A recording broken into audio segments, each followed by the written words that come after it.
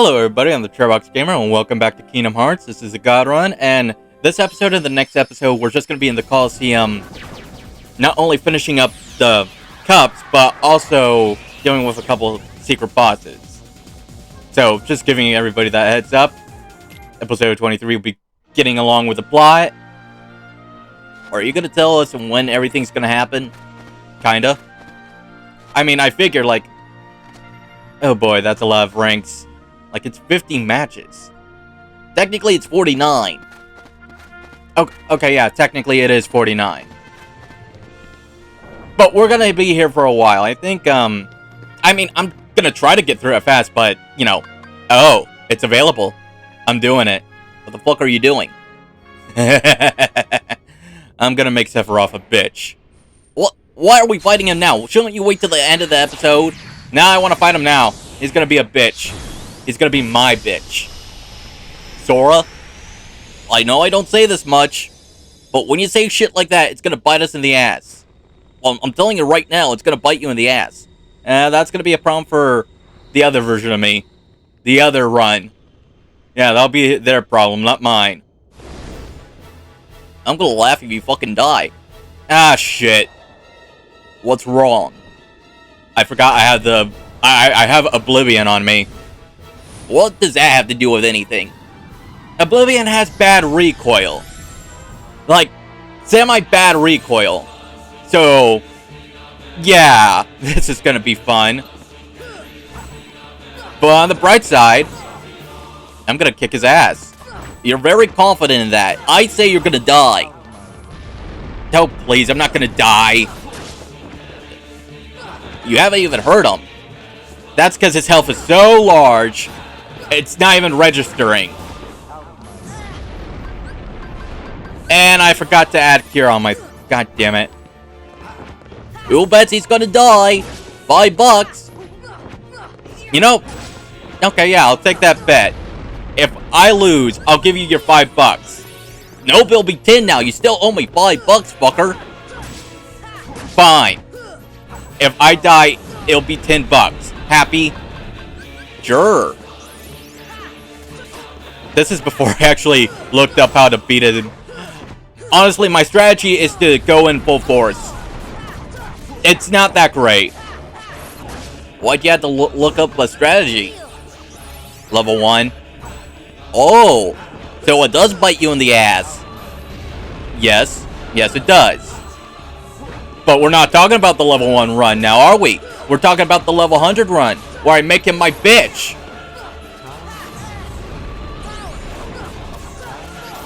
You son of a bitch. If I recall correctly, I thought I heard you say something about making him your bitch, Sora. What happened to that? Look, I get hit a few times, alright? You act like I'm losing. I'm not losing. Yet. Oh, I'm getting you for that, you son of a bitch. Come here!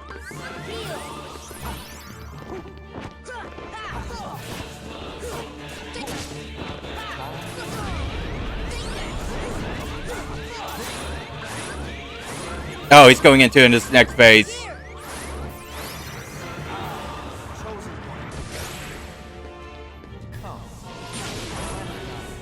You know, there was this one time where I was fighting him, almost won, but I used the slide dash to attack him, and it was like right into one of his energy spears, and I ended up dying that way.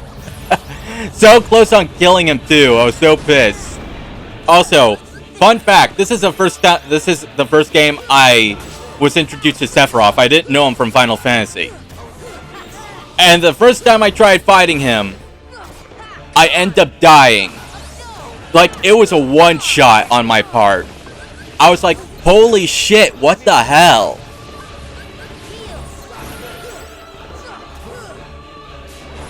Looks like I'm gonna win, Goofy. What are you doing? I'm trying to finish him off with Sonic Blade. I gotta finish him off with Sonic Blade. Damn it, I meant Sonic Blade. Oh well. Why are you trying to beat him with Sonic Blade? Because that's a move we got from Cloud. I want it to hurt when I beat him. You know, you're a very petty person, you know that? I'll tell you when I start to care.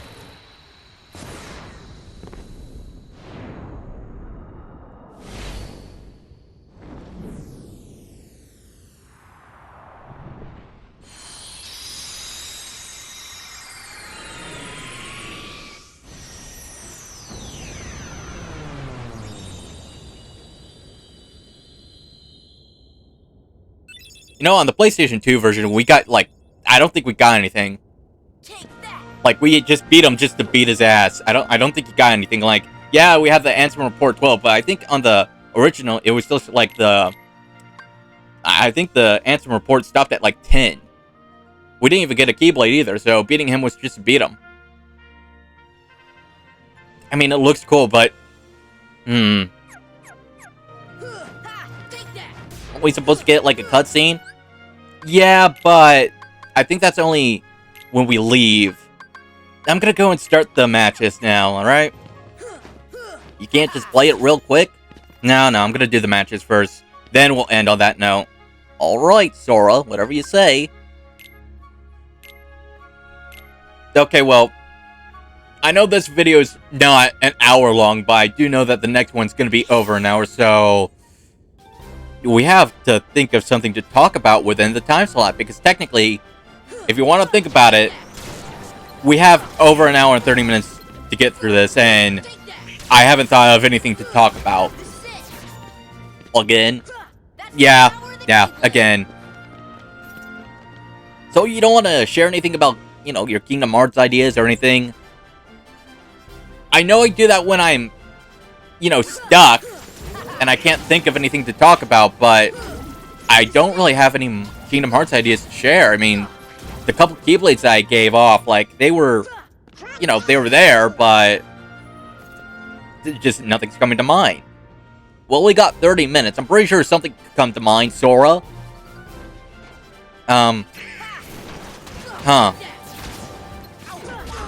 So, you heard about the new D&D movie coming out? Is that you trying to start a conversation? Yeah, I heard about the damn movie. What about it? What do you think you think it's gonna be cool? Think it's gonna be a good movie? I think it's gonna be Hollywood jacking off to another popular concept only to fuck it up in a movie. That's what I think. Jeez. A little cynical there, don't you think? They're not gonna capture the true essence of D&D game. Unless they kill off the characters and are introduced to the same actor with a different name. That'll be fucking funny. But I highly doubt it. Right. I don't know, I think it looks good. Could be cool. I'm not that much of a cynic. You know what? You saying that, it's kind of surprising, because you do come off as a cynical asshole. No offense, of course. Of course. Yeah. Honestly, I didn't bring up the movie to talk about it. I just needed a good segue to talk about D&D. You want to share your characters, don't you? Maybe. Well, you know what? I kind of brought this upon myself because I did ask you about what you made for Kingdom Hearts. So, go on. Talk about your fucking characters. Well, the first time I played D&D... Well... Yeah, the first time I played with my group, my friends, we, I didn't even get to make my own character. I was, like, given, like, a handover character. Because they were in the middle of a campaign, so they just said, hey, Anthony, take this, and the next campaign we play, you can make your own character. I was like, oh, okay, that's pretty cool. And then Lorenzo, since he was DMing the next game, I remember him telling me to make 2 characters. At least concept-wise. Like, didn't know how to make, like, the sheets just yet. So, just come up with 2 concepts, and when we play the next game, they'll help me make the character. And I was like, oh, okay, I'll think of something. So, for the next week, I was deciding on, hey, what character should I make? What would be a nice dynamic between 2 characters? And then I thought, you know, I kind of want a David and Goliath kind of, like, dynamic where there's one small character and one gigantic character, with the gigantic character being very strong, but the smaller character being mainly acrobatic. So I went off of that. The thing is, at the time, I wasn't familiar with classes or races, so I was like, I don't know how to make this concept work. So I went with D&D, and then I said Goliath, and to my surprise, there was an actual Goliath race. I was like, well, this works out for me. I'll just make this guy a Goliath, but what should I give him a name? What should be his name? Because I don't want it to be, like, too... Like, I'm not going to call the Goliath a Goliath. That sounds a little, like, too uncreative for me. So I went with names for Goliath's D&D, and it says that usually they give it names, like, based off, like, what their occupation is, and I'm like, Okay, alright, that sounds pretty cool. And then I thought, it'd be funny if his name was Pebbles. Again, going to the whole David and Goliath, like, story where David beat him by throwing a rock at the guy. So I was thinking, okay, yeah, he could be called Pebbles that way, and that's how they met. But I don't want these guys to be enemies. I want them to be at least on somewhat good terms with each other. And then that's when I thought about, well, what am I going to call the David character? I'm not just going to go with David. Again, that sounds like too unoriginal. I have to come up with some sort of name for him. So I kept thinking, what would be a good name? Preferably one that starts with a D. And I was thinking, and I thought, Dovin? Maybe Dovin? That could work. And when I told my friends this, they're like, oh, so like Dova King from Skyrim? And I'm like, no. I didn't think about Skyrim. I didn't think about Skyrim. I feel like an idiot. And then I said, I kind of based it off of the whole David and Goliath character dynamic, and they're like, why didn't you just go with David? And I told them, well, one, I thought that would have been a little unoriginal, and two, I thought for a name for a D&D session, you need to have a more fantasy-sounding name. I thought David wouldn't really, like, be accepted, and they're like, no, David would have been fine. Ah. Well, I kind of already grown on the name. Is it cool if I just call him Dovin? And they're like, call him whatever, man. Just, you know, next time, if you're struggling with a name, be simple about it. Like, you don't have to overthink it. And I'm like, oh, okay. So, before the game, before the classes were finally decided, a piece of their lore was that they fought each other. Fight being the operative word. As to the Goliath, yeah, it was a fight, but to the poor human variant, no, it wasn't him trying to fight, it was him trying to survive. As, even though before the stats were chosen, I kind of depicted him as not the fighting type. So while the Goliath was throwing fists, he was busy dodging them. And in an act of desperation, and again, this is before I decided what his equipment was going to be, he found a rock. The thing is, before this fight, Pebbles was known as Cliff Watcher. I think you know where this is going to head to. So, Dovin threw the rock at the Goliath. Being on top of a cliff, he fell down. Luckily, it wasn't too high, otherwise he would have killed him, but it was high enough to knock him out. Dovin, he's, I would say, a good character. He didn't want to kill the guy, so he went down there to check and see if he was still alive. And that's when the other Goliath saw. And Dovin, he was like, I didn't mean to hurt him. I just wanted him to back off. I'm sorry. To which they kind of welcomed him into their group. The only reason why is because a few of the elders and several of the other Goliaths, they saw the whole commotion. They know he didn't start the fight. It was their Goliath, so they're all like, okay, you beat him fair and square. We're cool. Outsider, you will be known as Cliff Thrusher for your accomplishment of beating a head god, Cliff Watcher. My name's Dovin, though. Can't you call me Dovin? If you wish, but that is our ways. We get a name for our accomplishments and our jobs. So, thank you. I'm not gonna stay around long enough to get used to it, though. It is okay. You are always welcome here, Cliff Crusher. At this point, the Goliath, previously known as Cliff Watcher, he gets up. Cliff Watcher, you've fallen in battle to a mere pebble. From now on, you'll be known as Pebble Fallen. And of course, you know, nobody's gonna like that name because it's embarrassing as hell. So when Dovin is done talking amongst the Goliaths and he's ready to continue on with his adventures, Pebble Fallen aggressively approaches him. You beat me. I demand rematch. Look, I was told how your customs work and I don't think that's gonna get you a better name. What do you mean? If I beat you, then You what? You beat someone that's more than half your size. That's a real accomplishment. Look, to be fair, I didn't beat you in a battle of strength. I just beat you in a battle because I strategized better. Yeah! I just had better strategy than you. He tells him, obviously lying because he really doesn't want to get into a fight with this guy. First time he got lucky. Next time he doesn't think he'll be that lucky.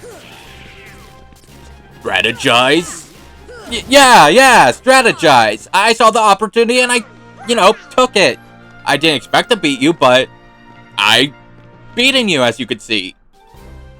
How do you strategize? Well, it's something you kind of learn with experience on the battlefield. Again, he's lying. He doesn't want to fight this guy, so he's just aiming for whatever excuse he can to avoid getting into another fight. You know good strategy. I mean, I saw a good opportunity, so I guess, yeah. You teach me how to strategize. Well, I'm not a good teacher, you see. The thing is, if you want to learn it, you have to go out and experience it. You know? You can't just listen to words, you gotta have the know-how. You have to see things. I learned through experience. That's the only way I could think you will learn on yourself. Experience. Yeah, did you think I learned how to dodge like that just because I knew it instantly? No, I had to learn how to really move by practicing and, learning. So, again, sorry for the whole, pebble falling thing. I gotta get going. You take care. As he's leaving, he notices that Pebble Fallen is still following him. Can I help you? I want to learn how to strategize. You said in our confrontation, you saw an opportunity and you took it. I see opportunity in following you. Right. I did say that. Well, I guess when it hurts, there are a few conditions that I need you to follow. Okay. Rule number 1, you can't attack me for no reason. I can accept. Rule number 2, unless somebody's attacking us, you don't attack them. Understandable. Yeah, I think that would be all the rules I could come up with. If you could follow those 2 simple rules, then we're good to go. Okay, Cliff Crusher. Right. You see, the thing is, I'm not gonna really respond to Cliff Crusher as much as Dovin. So, if you want to get my attention, you're probably best using my name. Again, not trying to disrespect your customs or anything, it's just, I know that I'm not gonna respond to it, and if you really need my attention, I need to react fast, so can you please call me Dovin? Okay, Dovin. Thank you. If you want, I could just call you Cliff. Your old name. No. Tradition states I keep the name Pebble Fallen. Huh. Is it cool if I just shorten it to Pebbles? Just, so I can call your name real quick? It's acceptable. Again, I'm sorry. Look, if I knew, I wouldn't have done that, but... that does give me an idea. We can find something where you could get a new name from. Really? I mean, yeah. I don't really have much plans at the moment. We could look over the world. Find something you could do that'll give you a great new name. And then you won't be Pebble Fallen no more. You do that for me? I mean, of course, as long as you don't try to kill me. Agreed. And that's kind of how they first met. And how they became a party of 2. And honestly, it would have been like that in the actual game. But I was told later that we only really need 1 player character, so I had to choose between the 2. So, my friend, the DM of the game, Lorenzo, he told me what role I need to play in the game, and choosing between the 2, I thought Dovin fit the role a little better. That's when we got into class, and that's when I got more into Dovin's backstory. So, I went with Rogue. I don't remember if it's because I chose it. I think at the time, I usually ask the other members, what would be a good class to go. Just, not to say balance the, party out, but what would be helpful to the party. And they said for this one, I don't remember if it was Lorenzo or if it was on my choice, but remembered it was suggested to go for a rogue. So I was like, okay, I'll go for a rogue. Sure, why not? Sounds fun. Now that I have the classes for the character, I'm going to go more into the backstory for them, because the first interaction was just how they met each other. Not really going into who they were, what their lifestyles were like, what their families were like, just some real backstory. So for Dovin, he was just a normal person. He was working with his family. And one day, at the age of 16, he got arrested for a crime he hadn't committed. Now, typically, look, I'm pulling on strings here. I'm not entirely sure what the legal system is in the D&D, but I figured that if you commit enough crimes, especially if it's for stealing, you lose your hand. That's my impression. Maybe the first couple times you probably, serve some time, but what the story reason is that the person who actually did it wasn't just your random nobody. It was the Lord's son. Now, this guy, he had his binge where he just stole, a lot of things, and the people want justice. So, not wanting his son to ruin his good name, the Lord basically ordered his guards to go and find someone that remotely looked like his son and pin the blame on him, and that's where we get Dovin being arrested. The funny thing is, they don't really look nothing alike except for the hair color, and that's what got him arrested. So, while he was in the jail cell, his punishment was going to be he was going to lose his hand in the next few hours, which, for Dovin being a kid, scared the shit out of him. And he didn't know, he was thinking, one, how is this fair? And two, how are his parents going to act? Because he really doesn't want them thinking he's a thief, especially since he didn't commit the crime. But while he's thinking about this, a figure in the same cell approaches him, and he says, I've seen many a thieves before, laddie, and you, no offense, don't look the part. Huh? I'm saying I don't think you've done it. Am I right or am I wrong? Well, the guards think I've done it. I mean, they don't have any proof, but I'm here, aren't I? Yes, you are. You're indeed here when you shouldn't be. But seeing that you're here, I see opportunity. Huh? I'm gonna cut to the chase, laddie. One of my members have been breaking rule number 1 for far too long. And because we have little members, they think that they can keep getting away with it. They've sadly mistaken on that part though. We do not tolerate rule breakers in my guild. However, they are right on the low members, so I see a little opportunity in this. Though I'm losing one member, I can see where I could get another. Huh? Me? Yes, you. You don't need to be good at anything. I just need one member. Look, I appreciate it, but I'm not a criminal. Lad, look. There's a difference between being a thief and being a criminal.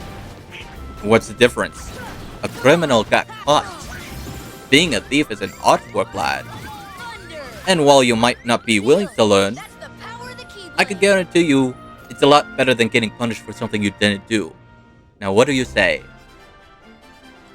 Dovin at this part, he takes a bit to think about it. On one hand, he really doesn't want to become a thief. But on the other, he's going to be punished for something he hasn't done. So, would it really matter? He kind of accepts, but at the same time, he's not really into it. Okay, fine. I accept your offer. Ah, good lad. And just in time now, my boys are about to arrive with our ex-guild member. As soon as he finishes saying that, 2 figures come from the shadows, carrying someone bound and gagged. Ah, there he be, the miserable little wretch. Now listen here, lad. You follow the rules well, or you're gonna end up like that one. Understand me? Yes, sir. What did he do? I'll explain the rules when we get to the base. Just keep your head down and follow my lead, and you'll sneak out like a shadow. Okay, but what about the record about me being in prison? We already got it covered, lad. Do not worry. You're part of the guild now. You're part of the family. As soon as he finished saying this, he looks to the other members and nods. They nod in return, and he helps Dovin get out of the prison. Now that's how he joined up with the Thieves Guild. He later became a thief years after he first joined, and I kind of made up a bunch of jobs for different members of the group. So new members, they get the position of Stalker, and they simply find a person that they think is worth stealing from, and they inform the guild. Then we have the Markers. As the name indicates, they go to the target house that they're going to rob from, they check it out, and they mark whether it's safe to steal from, if they have too much security, or if it's loaded. Now, that seems pretty standard because next you would assume it's thieves, and I thought, yeah, but it'd be nice to have a bigger operation than that. So I made up something called a red herring. Red herrings are shop store owners that act as false alibis for certain members of the guild. They're also there to assist stalkers if they're having difficulties finding a target. Then we have forgers. Forgers make cheap knockoffs of what you're going to steal, so you can replace it for the real piece of work. Lore-wise, I want it so that they are not caught. That, hey, if we steal a bunch of things, people are going to get wise and up security. So, why don't we just make something fake, replace it so no one's a wiser, we get the valuables, but we're also not increasing security.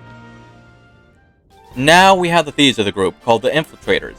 They go in, they take what they're supposed to steal, and they replace it with the forged object. And you would think that's it with the Thieves Guild, right? Well, I figured that they're not unique to the world. There's going to be other guilds that pop by, so I made a new job ranking. And that's called the Enforcers. And we're about to fight Hades, so I'll just give this a pause. Yo, hey, how you doing, everybody? Yeah, got a minute? Hades, Lord of the Dead, nice to see you. Hey, guess what? I got a place for you down under. So what Enforcers do is that, like I said, I figured that they're not going to be the only Thieves Guild that would appear in a city. You're going to have competition. You're going to need to let people know that, hey, this is our turf. You either A, follow by our rules, or you B, get out, or we'll mess with you. So, how would they do that? I figured they won't kill, because they're a Thieves Guild. You don't go killing. And I know that they probably won't go into some tactics that they want to agree with. Like, for instance, I know they won't frame them for stealing something.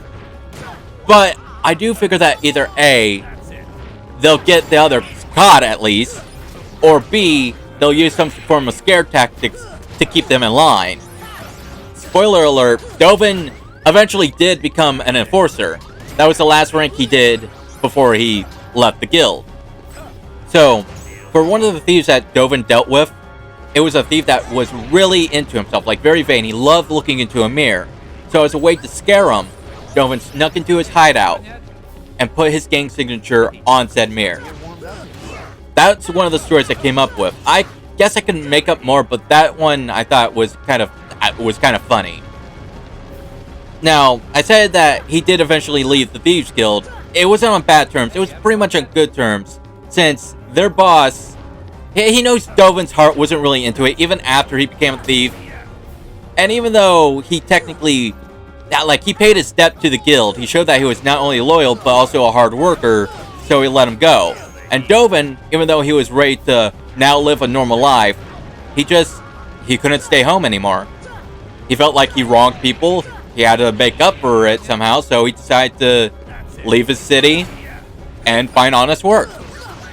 Unfortunately for him, no matter where he seemed to go, he ended up finding some sort of trouble.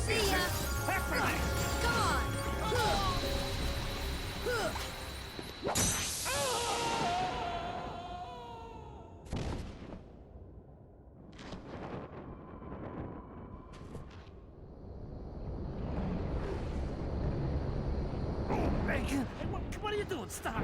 Hey guys, get away from me! Oh, come on!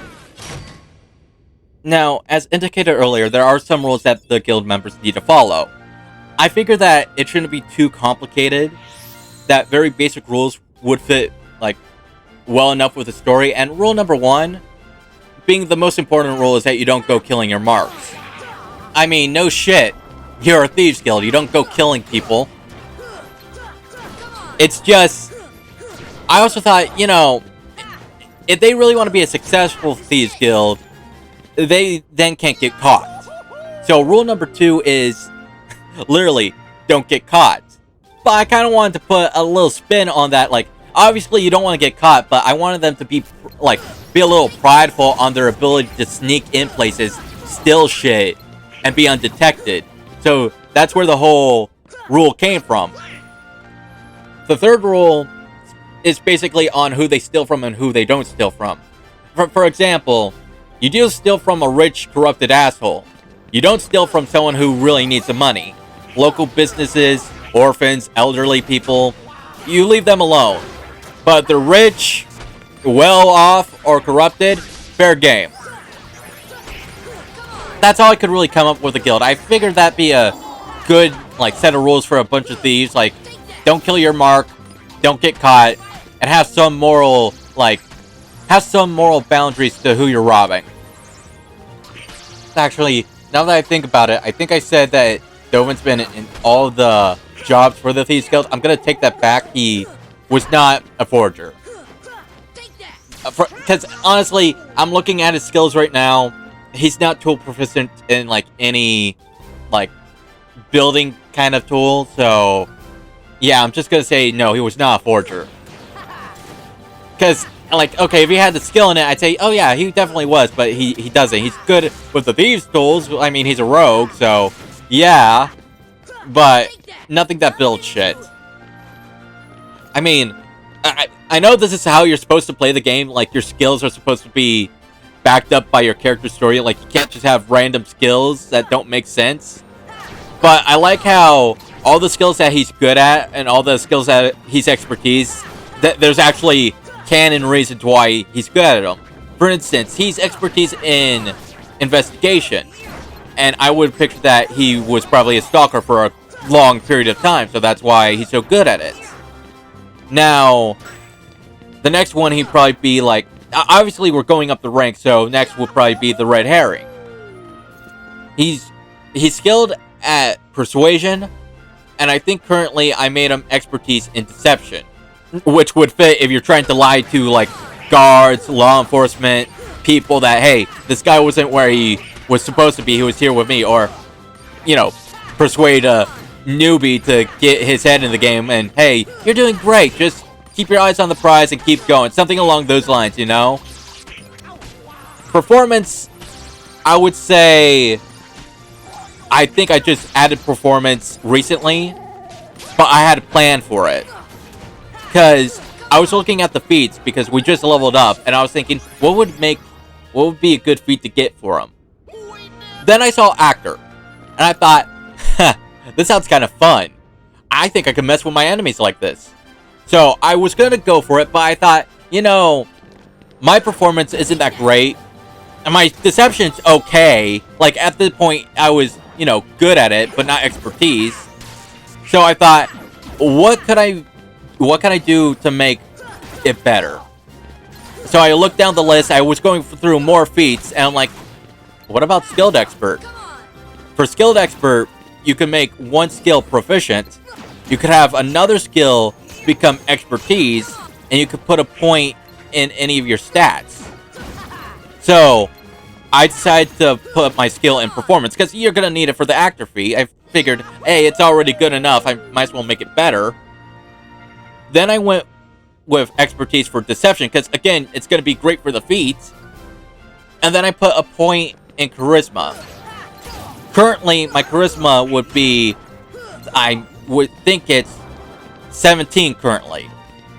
I think it's 17. Hold on. Ah, yes. Because of that feat, it is now currently 17. So when I take actor, I could raise it to 18. Have a +4 and shit. And since one's expertise, it'll be like +4 twice, and then plus my proficiency bonus. So that'd be like 11. Hey, if that's the case, why is my stealth just saying like 10? Because your expertise, it would say like the bonus to the skill. For example, dexterity being 4 would be 4 + 4, and then your bonus, you know, your proficiency bonus, so that would be a +3 for me. But it's just saying 10. Wouldn't it be like 11? I could be stupid. Like, I'm... Even though I've been with my group for a while, I still, like, get mixed up on the rules sometimes. It's kind of embarrassing, but I think I improved. That's the power of the Keyblade. So, let's see. Using that as the example, for Charisma, if I get to 18, that's going to be a +4, and if any skill is Expertise, that'll be 4 + 4, plus my proficiency bonus being a +3, so that would be 11. Heal. Damn. Actually, now that I think about it, I should probably double check with the DM and see what he has to say about it, because, okay, according to D&D Beyond, my human variant player, I know that I get a feat at level 4, 8, 10, and 12, and 16. I don't know if that's going to be overruled, so I better double check before next session, because then I could, you know, redo my feat, or maybe I'll go into skills if that's the case. But typically, when we follow, like, the D&D Beyond, like, it's usually okay to do, so maybe I'm just overthinking it. But it never hurts to double check.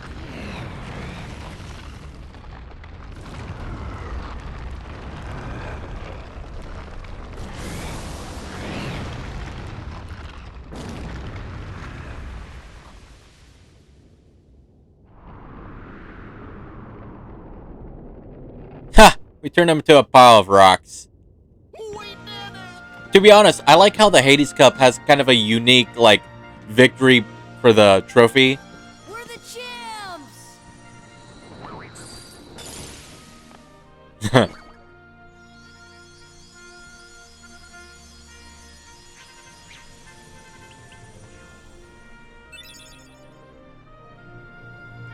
I think we could call this an episode. Aren't you forgetting something? Oh, right. I need to restock, thank you. Not that, you moron! The other thing! Oh, right, we need to see that cutscene for when we beat Sephiroth. Right. I knew that. Sure you fucking did. Okay, that seems good. Are you really doing this? No, I'm just double checking something. There we go, now I'm ready. You keep fucking changing that. Certain Heartless need Arrowga, okay? Should I go with the Oblivion? Oathkeeper? Divine Rose? I mean, that's the strongest technically right now. Huh. Now go with Lionheart. Screw it. I don't think we've used Lionheart, have we? Oh, for fuck's sake, stop delaying it! Okay.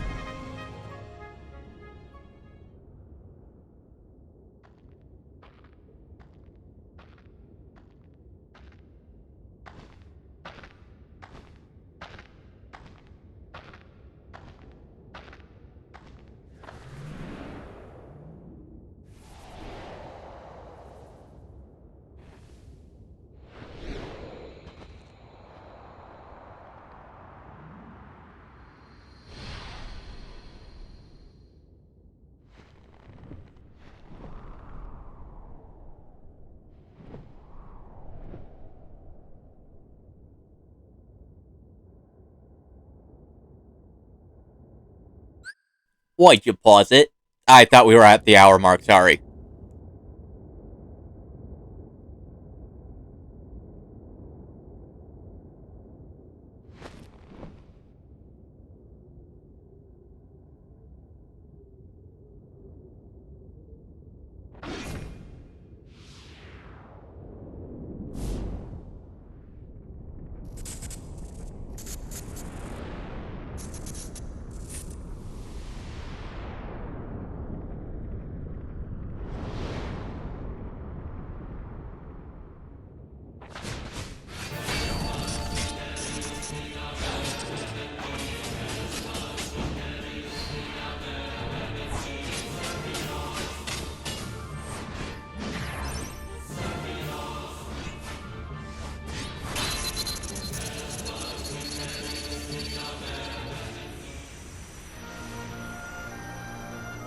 I wish it was longer.